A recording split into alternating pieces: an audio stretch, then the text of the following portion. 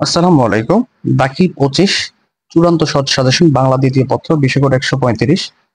তো এখানে আমি তোমাদের পরীক্ষায় মোটামুটি আমি তোমাদের দুইটা সাজেশন দিয়েছি, একটা হচ্ছে এ প্লাস পাওয়ার জন্য আর একটা হচ্ছে ফেল ঠেকানোর জন্য। এ প্লাস পাওয়ার জন্য আমার একটা দীর্ঘ সাজেশন আছে, তোমরা সেটা ফলো করো, এই চ্যানেলে দেওয়া আছে বা আমার টেলিগ্রাম চ্যানেলে দেওয়া আছে।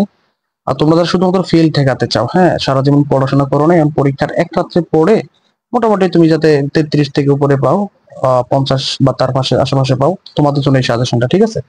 তো তোমাদের নির্মিত অংশ 70। এখানে দেখো, প্রথম হচ্ছে অনুচ্ছেদ লেখো, পরিবেশ দূষণ, বৈশাখী বেলা, কম্পিউটার, সুন্দরবন, 36শে জুলাই, জাতীয় পতাকা। ও নম্বরটাতে দেখতেছো 36শে জুলাই। 36শে জুলাই এটা কিন্তু তোমার মোস্ট ইম্পর্টেন্ট, মানে এই 24শে জুন অভ্যুত্থানটা হয়েছে, ঠিক আছে? তো এটা তোমরা কোথায় পাবা? এটা তো আসলে তোমাদের বইতে নাই।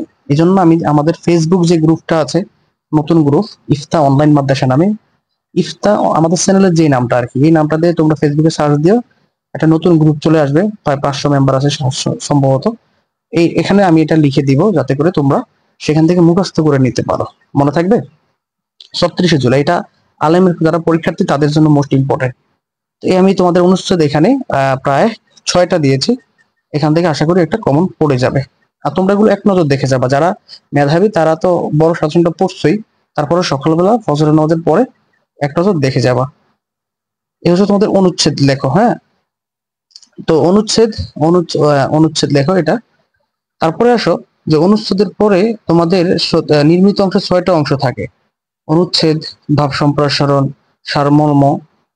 তো তোমাদের এখন আমি অনুচ্ছেদটা শেষ করলাম, তারপরে আসো পরেরটা।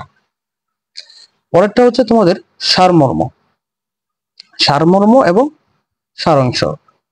তো সারমর্ম এবং সারাংশ এগুলো মুখস্থ করার জিনিস না, এগুলো হচ্ছে তোমরা, আমি যদি তোমাদেরকে পড়াতে পারতাম দেখতাম কত সহজ সারমর্ম বা সারাংশ শিখিয়ে দেওয়া যায়।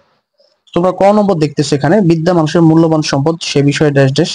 তোমরা এগুলো গাইড থেকে বের করে পড়ে নিও, সম্পূর্ণটা তো এখানে লেখা সম্ভব না, এই জন্য আমি লিখি নাই, কিন্তু প্রথম লাইনটা লিখে দিয়েছি। সমাজের কাজ কেবল মানুষকে টিকে থাকার ড্যাশ ড্যাশ, মানুষের মূল্য কোথায়, চরিত্র মনুষ্যত্ব, তুমি বসন্তের কোকিল, বেশ লোক, অভাব আছে বলি এই জগৎ, শ্রমকে শ্রদ্ধার ড্যাশ ড্যাশ ড্যাশ ড্যাশ। তা এগুলো তোমাদেরকে, এগুলো কিন্তু আসলে ওই বছরের পর বছর পড়ার দরকার নাই, মোটামুটি এক সপ্তাহ ক্লাস নিলে সারমর্ম, সারাংশ বা অনুচ্ছেদ এগুলো কমপ্লিটলি ছাত্রদেরকে শিখিয়ে দেওয়া যায়, ঠিক আছে? যাই হোক, আমি তোমাদেরকে হয়তো পড়াই নাই, আমি হচ্ছে 26 ব্যাচে ইনশাল্লাহ এগুলো পড়াবো। তোমাদের জুনিয়র যদি ভাই থাকে, জুনিয়র বোন থাকে, শিক্ষার্থী থাকে, ওদেরকে এটা আমাকে সাজেস্ট করে দিও, ঠিক আছে? 26-এর ব্যাচ। তারপর সারমর্ম দেখো, সারমর্ম এখানে আমি কিছু সারমর্ম যুক্ত করে দিয়েছি: বসুমতী ড্যাশ ড্যাশ নিতান্তে ছাড়ে, সার্থক জনম আমার জন্মেছি ড্যাশ ড্যাশ মুদিব নয়ন শেষে, দৈন্য যদি আসে আসুক ড্যাশ ড্যাশ ঊর্ধ্বে দুহাত পাড়াস, কোথায় স্বর্গ কোথায় নরক ড্যাশ ড্যাশ আমাদের কুড়ে ঘরে।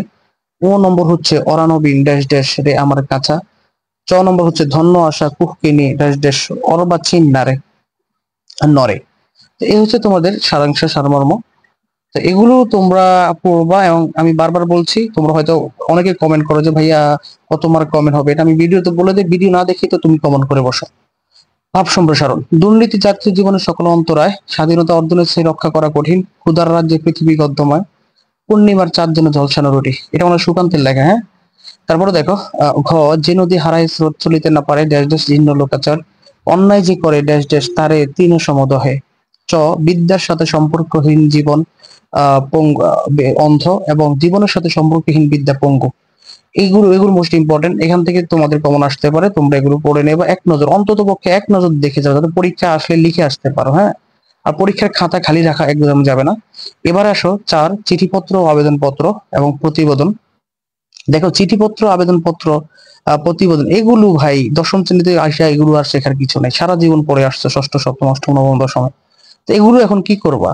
এখন আমি তোমার এখানে 5টা চিঠিপত্র বা আবেদনপত্র দিয়ে দিলাম, তুমি এগুলো মুখস্থ করলে এটা খুব কঠিন হয়ে যাবে। এর চেয়ে ভালো হয় কি, ইউটিউবে অসংখ্য ভিডিও আছে চিঠিপত্রের বা আবেদনপত্রের, যে একটা ভিডিও, একটা চিঠি পড়ে একাধিক চিঠি কিভাবে লেখা যায় এই সংক্রান্ত ভিডিও।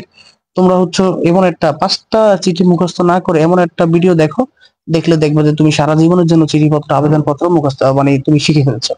আমি তো তোমাদেরকে হয়তো বা আমার এই মুহূর্তে লাইভ ক্লাস করানোর সুযোগ নেই, নয়তো আমি তোমাদের এগুলো একটা ভিডিওতে সবকিছু করে দিতাম, বা তোমরা একবার দেখে করতে পারতা। তারপর প্রতিবেদনের জন্য একই কথা, প্রতিবেদনের জন্য অবশ্যই আমি একটা ভিডিও দিয়েছি যে কিভাবে বাংলা দ্বিতীয় পত্রের প্রতিবেদন লিখবেন, এই শিরোনামে তোমরা সার্চ দিয়ে ইউটিউবে দেখতে পারো, আমাদের ভিডিও আছে। তো তোমরা ওই ভিডিওটা দেখলেই তোমরা যে কোনো প্রতিবেদন লিখতে পারবা ইনশাল্লাহ, কোনো সমস্যা নেই। তো তারপরে প্রতিবেদন মুখস্থ করো না। দেখো ভাই, আমি বারবার বলি, চিঠিপত্র, আবেদনপত্র, প্রতিবেদন এগুলো মুখস্থ করার কিচ্ছু নাই। এগুলো একটু বুঝতে, তুমি যদি একটু বুঝতে পারো তাহলে সব যে পৃথিবীর যত প্রতিবেদন আসো তুমি সব সুন্দর করে গুছিয়ে লিখতে পারবা নির্দিষ্ট কিছু প্যাটার্নে। তো প্রতিবেদনের জন্য আমাদের একটা ভিডিও আছে, তোমরা ওটা দেখে নিও। ওটা দেখলে আর তোমার প্রতিবেদন কমন লাগবে না, যে কোনো প্রতিবেদন তুমি তোমার ঘুম যায় লিখতে পারবা। আর এবার আসলে রচনা, হ্যাঁ রচনা লিখছি প্রথমে 24-এর গণ অভ্যুত্থান। ভাই এটা মোস্ট ইম্পর্টেন্ট তোমাদের জন্য এবং আলেম পরীক্ষার্থীদের জন্য, এবং পরবর্তীতে যারা পরীক্ষা দিবে তাদের জন্য এগুলো মোস্ট ইম্পর্টেন্ট। কারণ এগুলো তো কোনো বইতে নাই, তুমি কিভাবে পড়বা। তো এই 24-এর গণ অভ্যুত্থান এই রচনাটা আমি তোমাদের লিখে দেবো ফেসবুক গ্রুপে, ঠিক আছে? ইফতা অনলাইন মাদ্রাসা লিখে ফেসবুক গ্রুপ আছে, সেই ফেসবুক গ্রুপে আমি এটা লিখে দেবো, তোমরা সেখান থেকে দেখে নিও। যেহেতু ভিডিওতে এটা লিখে দেওয়ার সুযোগ নেই বা সম্ভব হবে না, বা টেলিগ্রাম চ্যানেল আমি লিখে দেওয়ার চেষ্টা করবো, তোমরা সেখান থেকে দেখে নিও।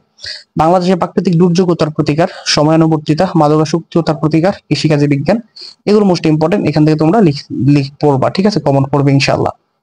তো আমি আবারও বলছি, 24-এর যে গণ অভ্যুত্থান এটা আমি ফেসবুকে লিখে দেবো। ফেসবুকে হচ্ছে আমাদের নাম, তোমরা ভিডিওর উপরে দেখতেছো ইফতা, IFT, ইফতা অনলাইন মাদ্রাসা লিখে সার্চ করলেই আমাদের গ্রুপ, নতুন গ্রুপ, আমাদের প্রায় 1.5 লাখ মেম্বারের গ্রুপটা নষ্ট হয়ে গেছে। এই নতুন গ্রুপটা আছে 500 মেম্বার, গত সপ্তাহে খুলেছিলাম 500 মেম্বার। তো সব তোমাদের এসএসসি পরীক্ষার্থী সব কম বেশ। তো তোমরা হচ্ছে সেখানে যুক্ত হইয়া এই 24 গণ অভ্যুত্থানের রচনাটা মুখস্থ করো। এটা মোস্ট ইম্পর্টেন্ট ভাই, এটা মিস করা যাবে না, ঠিক আছে? তো যাই হোক, এই ছিল তোমাদের আজকের সাজেশন। তোমরা যে যেখান থেকে দেখো অবশ্যই এটা কমেন্ট করবা, এবং ভিডিওতে মোটামুটি আমি প্রায় ইনফরমেশন দিয়ে দিছি।